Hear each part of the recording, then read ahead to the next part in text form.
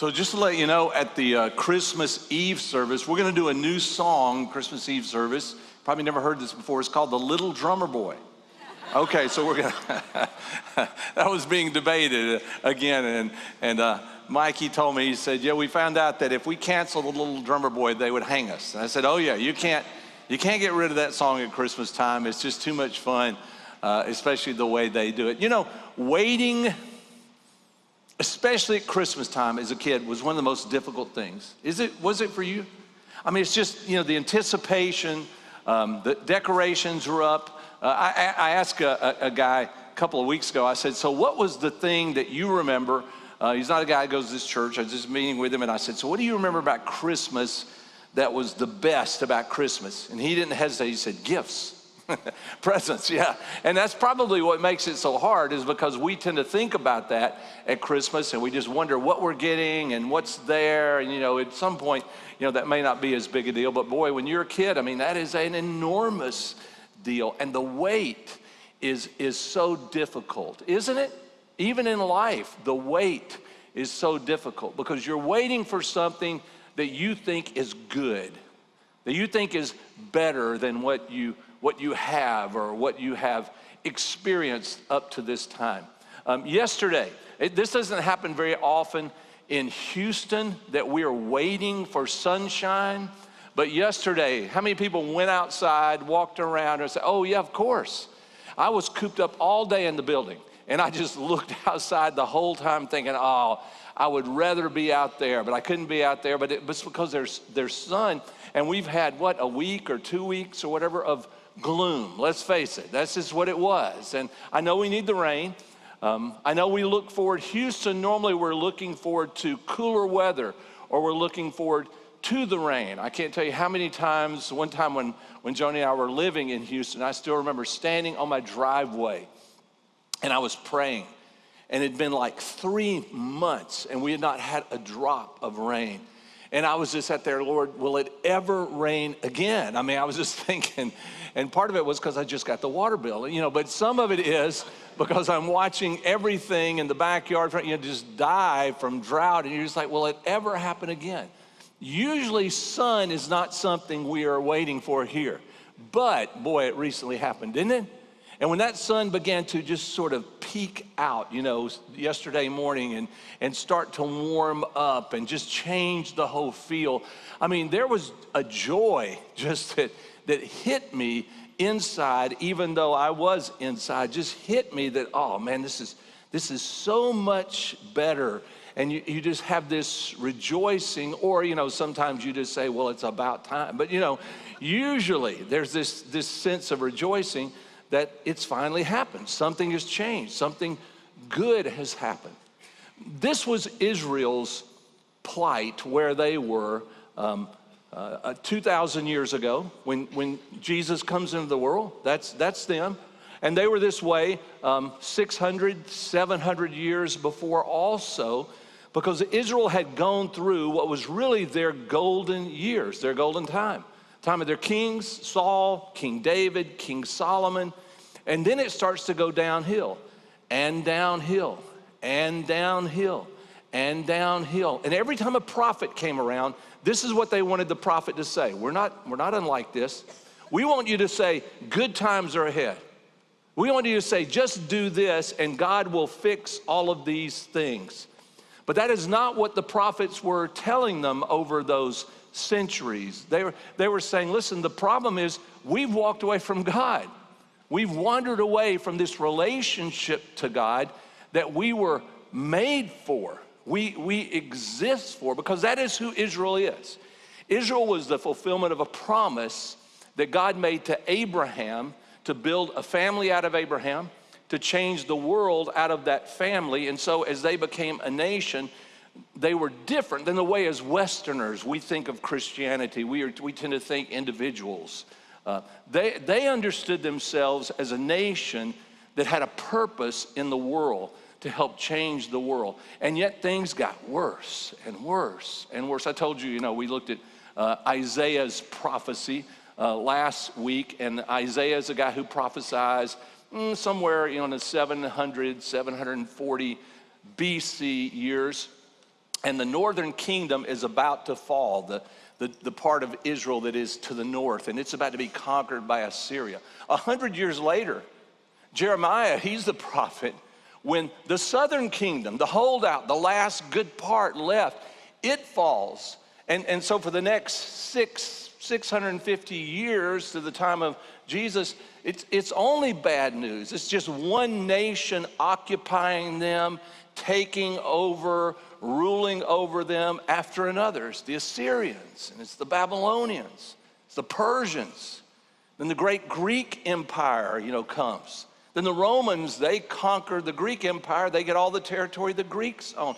So they're constantly in gloom, in a discouraging place in life. So I put this in your outline. Here's what I want you to think about for your life. I know that we're talking about a nation, and like I said, for the most part, you and I think of Christianity and our relationship to God as an individual thing, but it does affect family, and it does affect, groups like this, a church, as we come together. Here's the question I want you to think about this morning.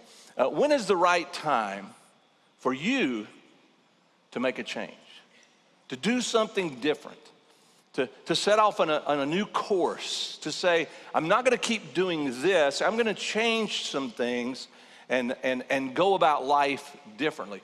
It's an important question. I mean, it's one of those that you have to face in your life from time to time. Do I want to keep going in this direction? And let me tell you why it's such a difficult question. Because you don't know what the change will bring, right? What if the change makes it worse rather than making it better? But we face times like that in life where we have to make decisions. Here's what I want to remind you, though. In this case, the change that Isaiah spoke of and the change that comes when Jesus comes is not something that Israel put into effect. It's not something that the people of Israel caused to happen or made a change. This is something that God did, and the change occurs when they respond to what God does and the change that He brings, and it's that way with us.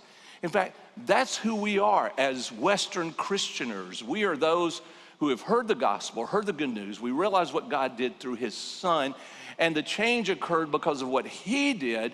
Then we end up making a change in our lives, change in the direction of our lives. Honestly, that's the way it works, because God Himself has plans. He made promises to Abraham. He fully intended to fulfill those promises. The problem was He was not going to fulfill them the way Israel understood it. And usually, Israel understanding it is, we're going to make these things happen. But God Himself had plans that were bigger and greater than theirs. Here's the passage that we looked at last week, just a little part of it in Isaiah 9. And this is from the Message paraphrase. So this is not a literal translation. It's a kind of an interpretation of it. But I really like Eugene Peterson in the Message, what he says about it, because it points out some things that you and I struggle with. Here's what it says. Isaiah chapter 9, verse number 2 says, the people, say this with me, the people who what? Walked in darkness, they have seen so that's the change. It doesn't say they created a great light. It says they have seen something, a great light. And then he adds in the next sentence this, he says, for those who lived in the land of, say this with me, what? Deep shadows. Yeah, deep shadows sound like a sitcom.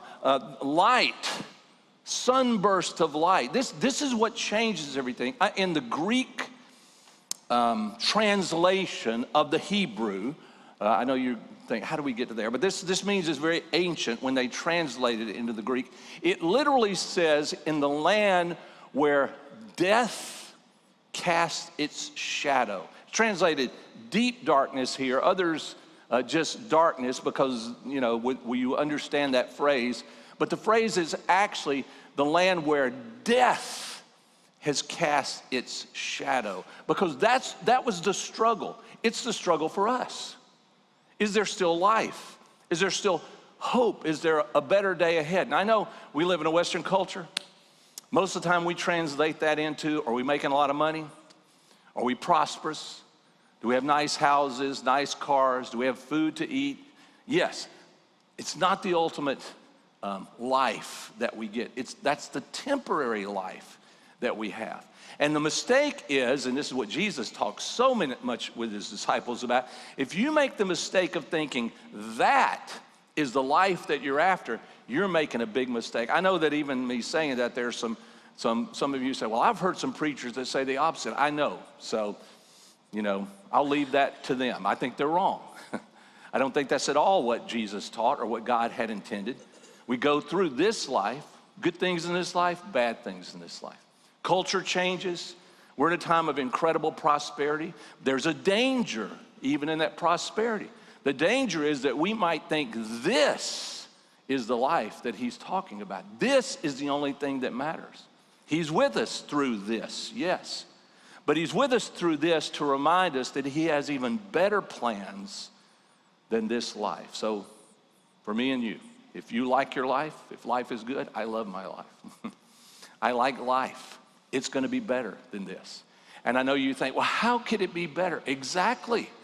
But God has plans that you and I don't understand. And he has things that when he shows us, we're like, wow, that is so much better than anything I ever thought of. If you don't like your life, if you see yourself in a dark place, in a difficult place, listen, God has better. And this will not be your final destination. If you trust in him, you put your hope in him, and you say, I know his promises are real, and that's what I'm gonna bank on. It's not gonna be your final destination. God has better for you than just the things that you're going through. So here I want to jump to the New Testament. In Luke chapter 2 is the Christmas story, usually what people refer to as the Christmas story. But I want to jump a chapter before that to Luke chapter 1. It's actually one of my favorite stories about Christmas. And it's not about Joseph and Mary. Instead, it's about a relative of Mary named Elizabeth and her husband, Zachariah. But it so much embodies Christmas and what it's all about and what God was doing. If you look at their situation and who they were, it just changes everything. But here's the first part of that, and this is Luke. If you know who Luke is, he's a doctor. He's the writer of the gospel according to Luke. He is a researcher and he is a historian. And so he is very intentional with his version of the gospel, the third one. This is what he says. He says, many people have set out to write accounts about the events that have been fulfilled among us, that the things that have just happened and what they mean. This is what he's talking about. Verse 2, they use the eyewitness reports circulating among us, among us from the early disciples. Having carefully investigated, he says, everything from the beginning, I also have decided to write a careful account to you, most honorable Theophilus. When I was a kid, there was a bookstore called Theophilus. That's why I always remember it. He said, so you can be certain of the truth of everything you were taught. In other words, Luke says this was so monumental, this is so important what happened and what occurred. I want to make sure to research it, talk to all the eyewitnesses who saw all these things and who were there, and to give you a written investigation, an account of everything that happened. And then he starts, and he doesn't start with the part of the Christmas story we understand. He starts somewhere else. Listen to the very next verse. He says, when Herod was king of Judea, there was a Jewish priest named Zachariah. He was a member of the priestly order of Abijah, and his wife Elizabeth was also from the priestly line of Aaron. So he's talking about two people, married, husband and wife, both from the priestly lines. And so this was something they inherited. And they live about, as he talks about them, they probably lived, everybody thinks it was about 5 miles to the west of Jerusalem was the area that they lived in. They're part of an order. There were 24 orders that served in the temple, and Abijah is the order that they were a part of. And it says in verse 6, Zachariah and Elizabeth were righteous in God's eyes. This meant they tried as best they could to do everything they were supposed to do as Jews, obeying the law, fulfilling their responsibility from the priestly line, and living the life that they were supposed to live. As difficult as it is, as hard as it is, they decided we're going to try and give our best to living this way according to God, what he has said and how we're supposed to live. And then it says carefully to obey all the Lord's commands and regulations. They had, here we go, verse 7. The darkness sets in for them. They had no children because Elizabeth was unable to conceive, and they were both very old. I think that Zechariah and Elizabeth, and I think this is why Luke includes this story where the other gospel writers did not, are a picture of Israel, their struggle. Real story, real people, but it's also symbolic. It's a picture of who Israel was and their struggle in life, and this is the way we understand it. A good writer says, and let me tell you this story which illustrates the struggle maybe that you feel also. Man, I've tried to do the right things.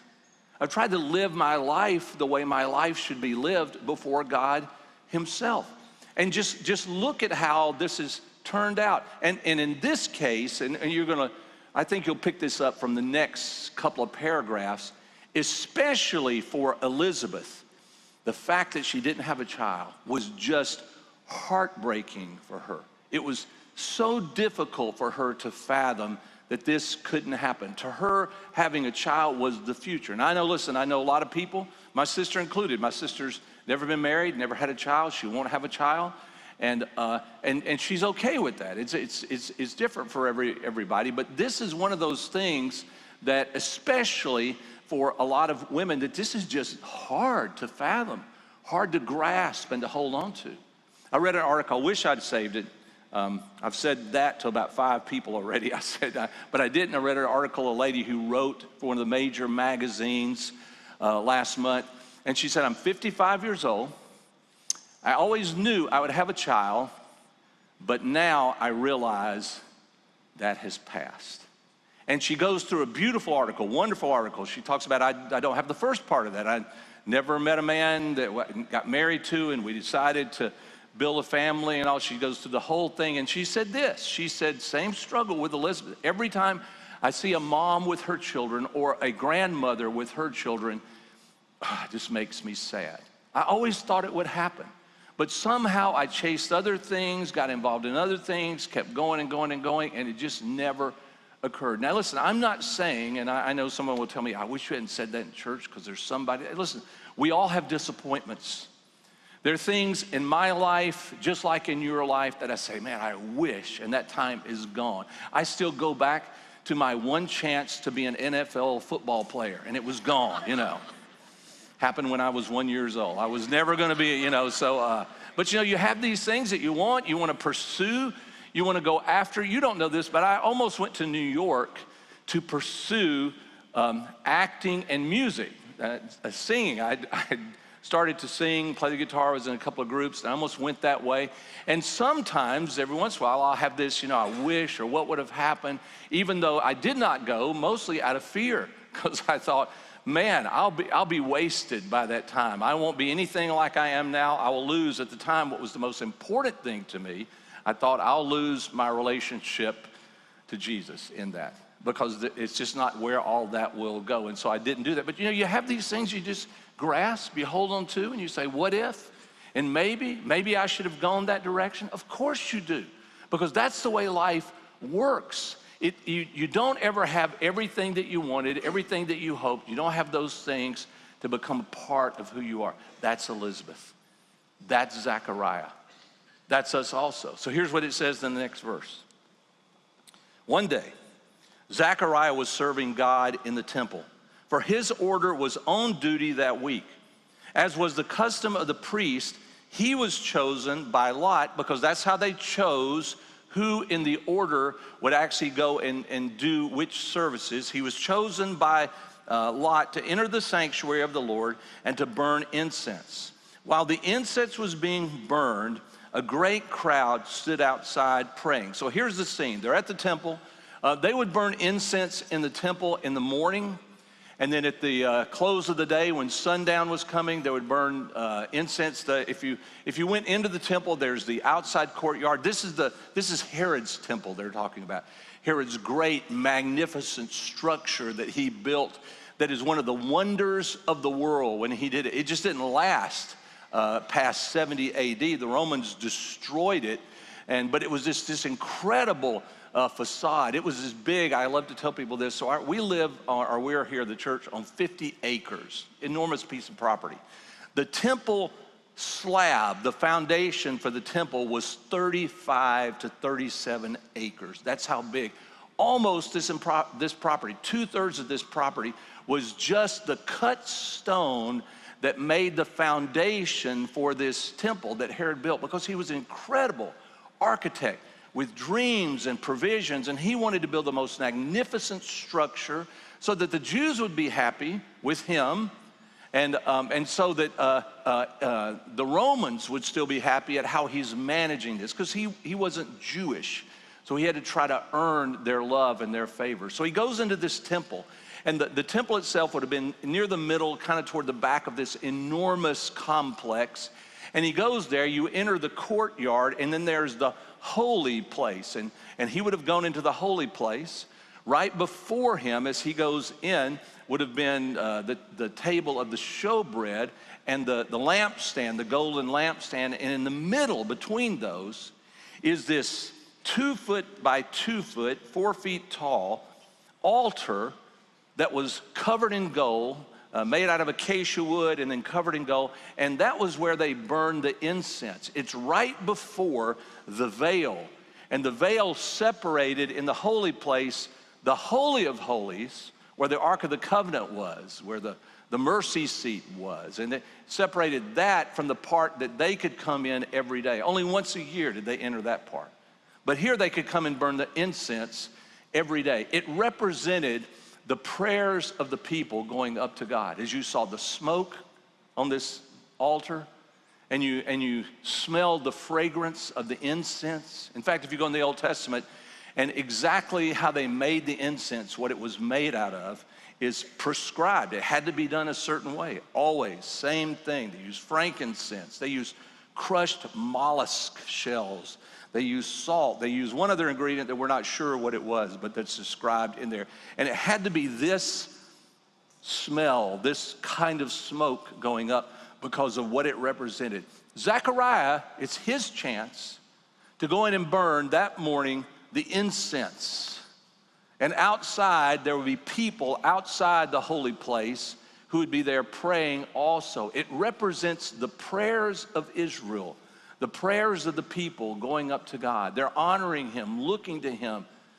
This is his great privilege to be able to go in and to do this and to offer these things on behalf of the people. And then it says this, it says verse 11, while Zechariah was in the sanctuary, an angel of the Lord appeared to him.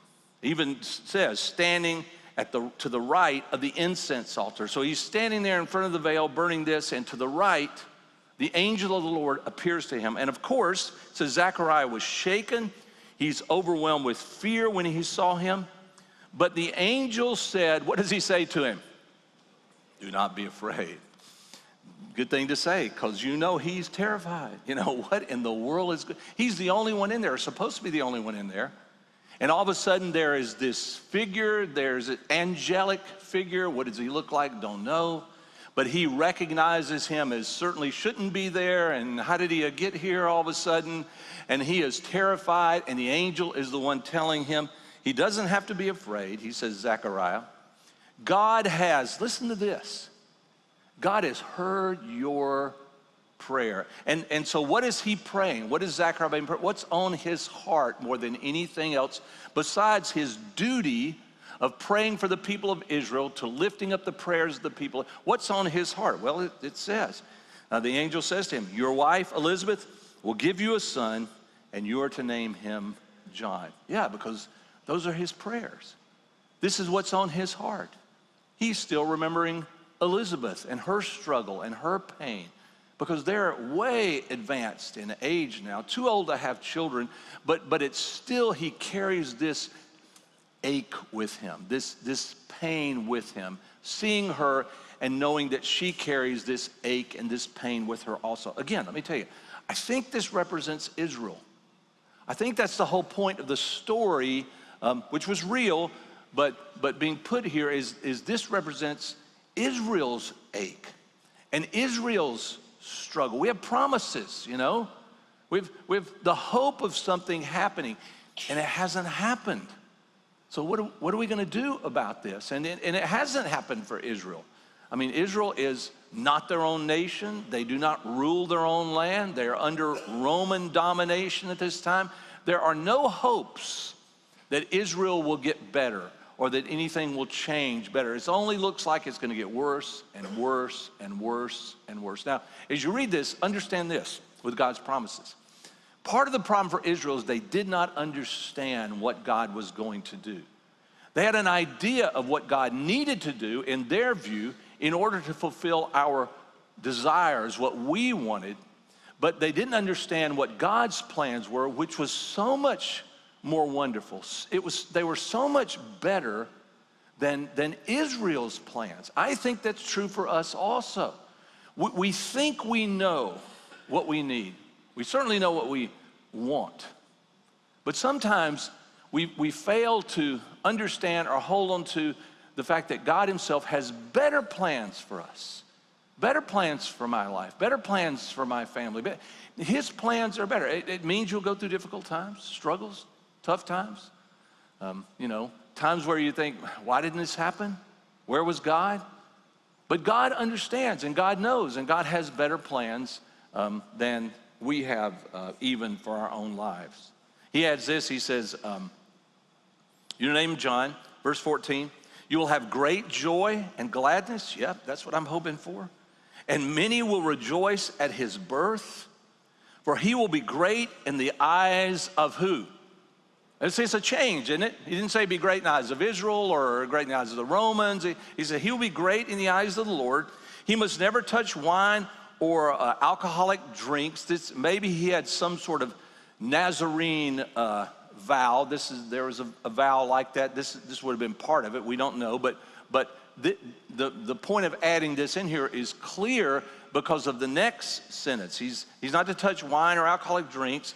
He will be filled with the Holy Spirit even before his birth. In other words, that's what will fire him and move him forward, will be God's Spirit who will be in John even before he says he's born.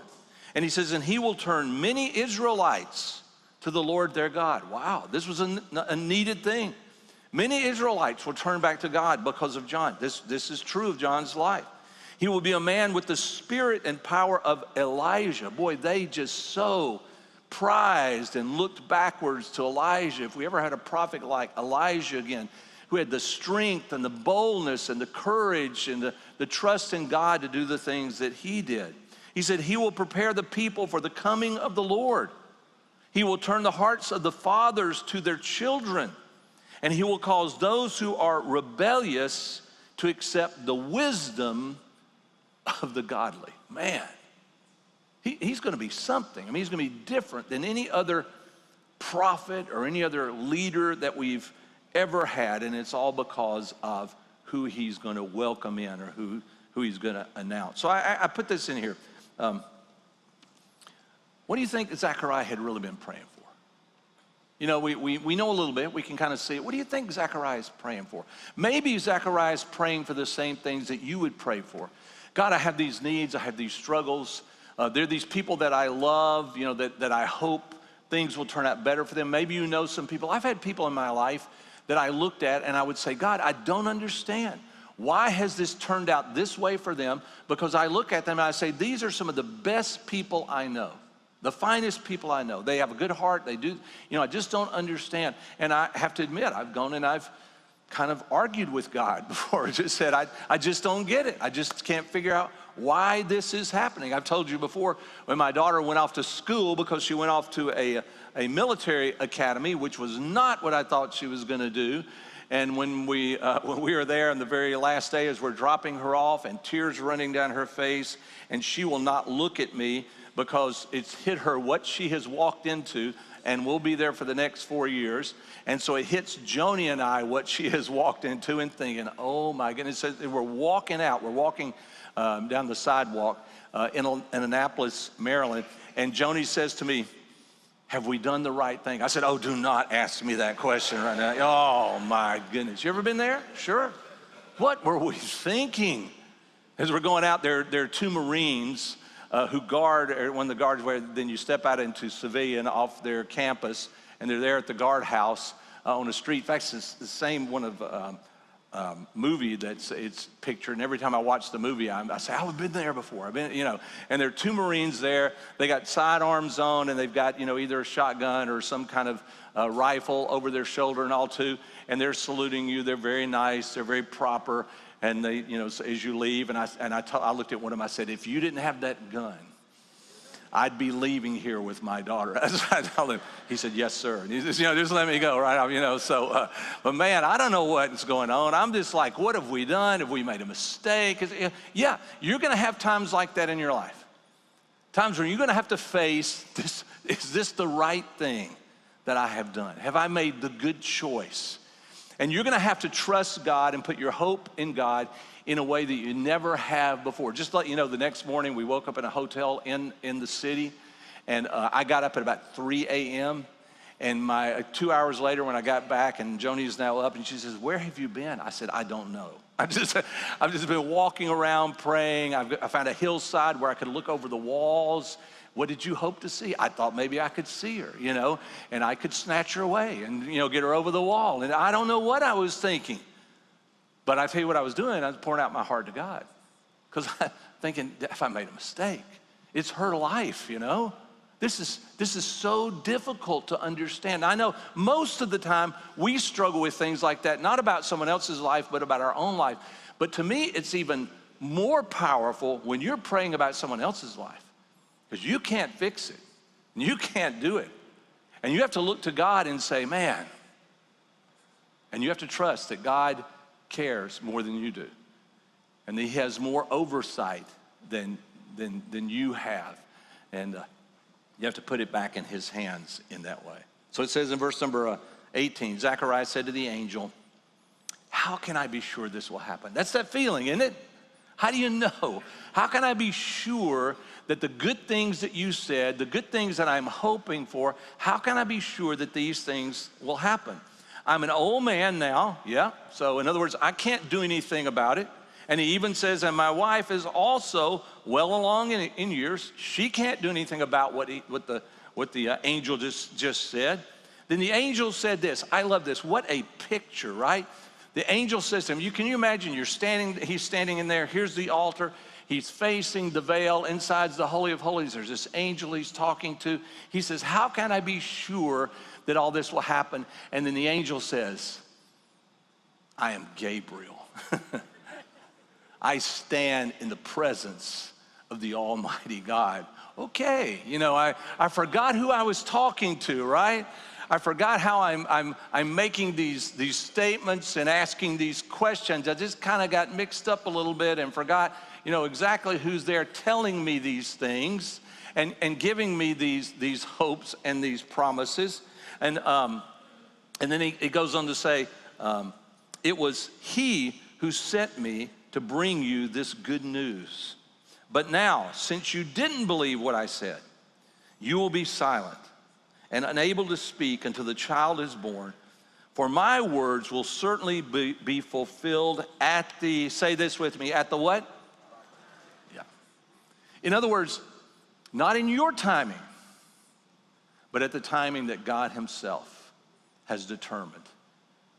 And he is the one that stands with God in God's presence. He understands what he's been told to do. He understands what will happen. Now he's having to translate that or help Zechariah grasp that and hold on to that. Hey, isn't that difficult? Because you and I are the Zechariahs. We're the ones that are going to have to grasp it, trust it, believe it as it's told to us, that God will be faithful to do the things that he has promised. I know a lot of writers say, and you may think this, doing this, that the angel is punishing him or chastising him. I'm not really sure that's true.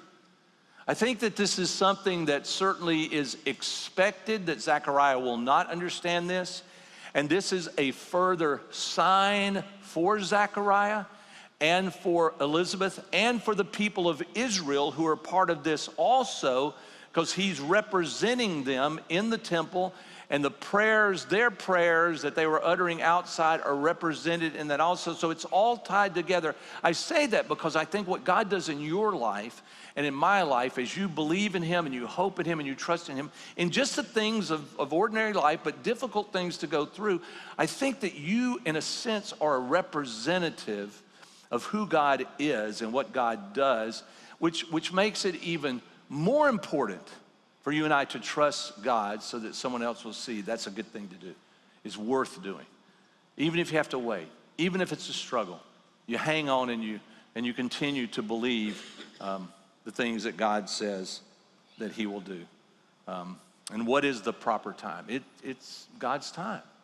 That's what the proper time is. The time that he has decided this would make the biggest impact, that this would work the most.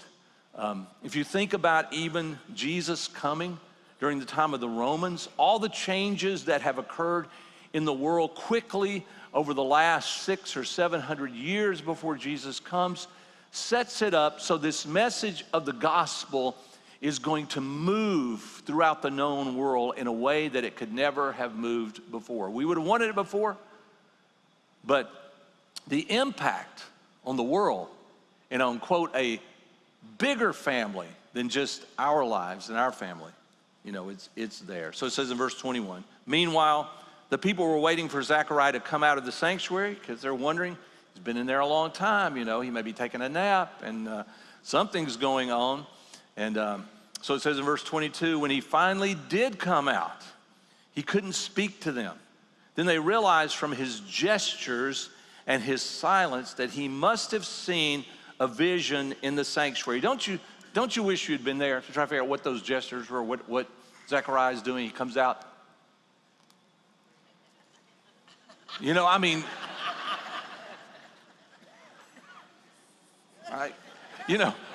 What in the, is he crazy? Has he lost his mind?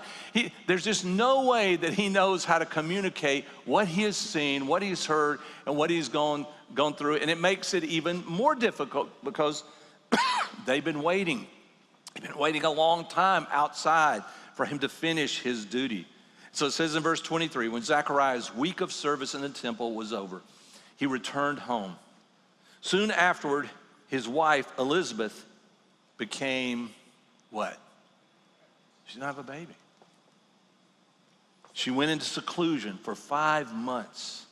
And here are her words. I just think of what she's feeling and what she's experiencing in life. She says this, she says, how kind the Lord is. This is one of the reasons this is my favorite stories, because of just the impact even before Jesus is born. She says, how kind the Lord is, she exclaimed. He has taken away my disgrace. Now, everybody else might not have thought that. They may have loved Elizabeth and said, well, maybe she just couldn't have, but she feels this. He has taken away my disgrace. Why? Because he's filled her with something else. He's filled her with this wonder of who he is and the wonderful things that he is capable of. I put one last little quote here. This is from a friend who passed away this year, Lee McElroy. She was an author, and she wrote, I knew her way back when I was down in Houston. She was part of a group that I was with, and actually went on staff of the church about the time that I left from down there, and never was married. In fact, in her book, in this book, she writes of that struggle also, the same thing, wanting, hoping one day, but it never happened to her. She was just an absolutely wonderful author, and the things that she put into her words. And this book that she wrote called The Beautiful Ache, she says is the book that really describes her life. You want to know who she was? This is the book to read. And this is what it says. This is about 2/3 of the way in the book. She had this one little sentence that I thought was so fitting for this. She said, but if we refuse to give ourselves over to the fullness of expectation. That means expecting and then it not coming about. That's what she was talking about. If we refuse to give ourselves to that, which is part of the temptation, right? Just to say, oh, I'm just not going to expect anything. We lose twice, she says. She says, we miss the richness in the longing. I like that. I think that is such a wise statement. The richness in the longing for things to be better, for God to come and to heal and to fix. We miss that, which we don't want to miss. And then she says, and the joy that comes from this when the sun rises on the day we hungered for. Yep. Because God is faithful. And God will fulfill his promises. Even though we don't understand when, how, because he's just so much smarter than we are. And he's so much, make up my own word, so much gooder than we are. He is. He is good. And he wants to give us the richness of who he is. Let's pray together. Heavenly Father, it's so hard for us to wait. We all struggle with this idea that there are good things coming, but we just don't know when they're coming or how long we have to wait for those things. And so, Father, we just pray that you would teach us to trust you, to hold on, knowing that you're not slow. You're faithful. You always have been faithful to us and to your promises. It just doesn't turn out so many times the way we thought it was going to turn out or when we thought it was going to turn out. So as we're getting ready to celebrate the Lord's Supper, even now, I wonder if you would be so bold in your heart, knowing that God listens, he hears, to say, Lord, here's some of my struggles. Here's what I'm longing for. Here's what I don't understand. And to have to wrestle with those, which you may not want to, but as I think Lee said, and I think she's right, there's a richness to that because God made us this way with hopes, anticipations, expectations, with this struggle of having to wait because we want what we want and we want it now, and to have to hold on, trusting that God still has not forgotten about us. Difficult thing for us to do. And even now, as you think about those things, to be able to say, Lord, I trust you. I believe that you do love me. I think you've proven that. I believe that your promises are true. They're worth holding on to. And I do believe that, like Elizabeth, there is a day when the sun will rise and it will shine and it will change all of my feelings. I pray this in Jesus' name. Amen. Jesus was meeting with his disciples. It's the last time that he would celebrate the Passover because he's about to go to his death that weekend, falsely accused and convicted and crucified. But he's still teaching them to hold on to the hopes and the promises that God gave. In this case, in the Passover, he gave it through the Exodus, through leaving Egypt. But it's all a picture of God's faithfulness to them. He takes the bread of Passover, he breaks it in two, and he says, this is my body that is broken for you. Now that's because Jesus is about to give his life for their sins. He's about to be broken for their healing. Jesus said, it's not the bread that your fathers ate and died. He's referring to the Exodus. He said, he who eats this bread shall live forever. And then at the end of the meal, he does what is traditionally done. He passes a cup. But he gives the wine in the cup a new meaning. He says, this is the blood, my blood, that is poured out for you. It's life for you. John will later write, one of my favorite places in 1 John, he says this, he says, as we walk in the light, as he himself is in the light. That means understanding. He said, then we have fellowship with one another, and the blood of his son cleanses us from all our sins.